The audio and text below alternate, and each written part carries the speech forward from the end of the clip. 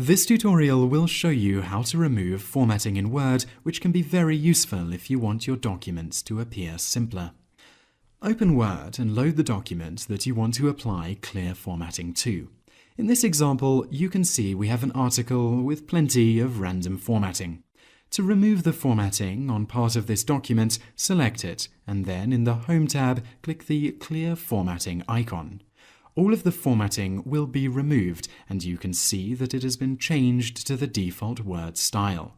To remove the formatting of the entire document, press Ctrl and A on the keyboard and click the Clear Formatting icon again. You will notice that clear formatting does not remove the hyperlinks. Most of the time this is quite useful, but you may want to remove these as well. Make sure that the whole document is highlighted, or just the part you want to remove the hyperlinks from, and then press Ctrl, Shift, and F9 on the keyboard.